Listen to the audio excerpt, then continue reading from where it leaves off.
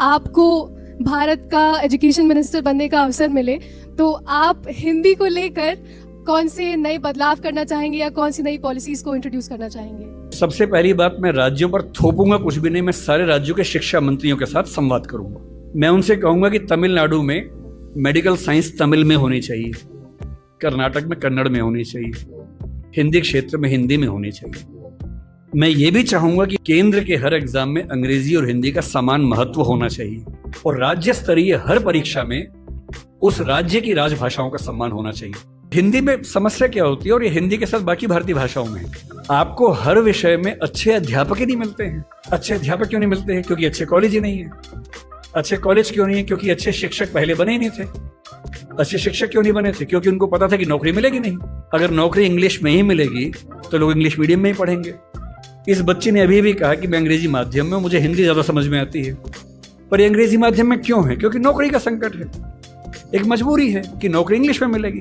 अगर भारत सरकार ठान ले और राज्यों की सरकारें ठान लें, अपनी अपनी भाषाओं में पढ़ाई लिखाई की संस्कृति को ठीक से विकसित करें। रामविलास शर्मा जी ने कहा था कि हर जिले में एक विश्वविद्यालय होना चाहिए अपनी भाषा में।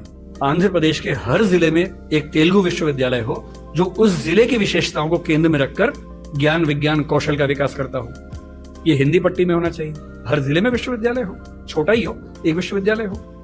उस जिले में खेती कैसे अच्छी हो सकती है, उस जिले में उद्योग कैसे पनपेगा, स्टार्टअप कैसे होगा, उस पर रिसर्च वहां पर हो, वहां की भाषा में हो, वहां के किसान को समझ में आती हो।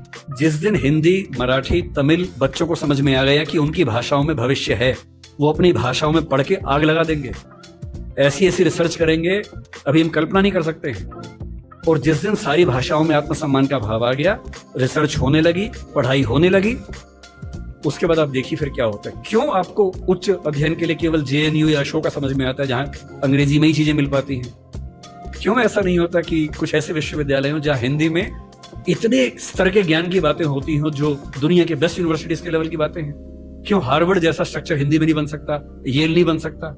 एकदम बन सकता है। लेकिन सरकार को 20-25 साल ताकत लगानी होगी, एक विजन रखना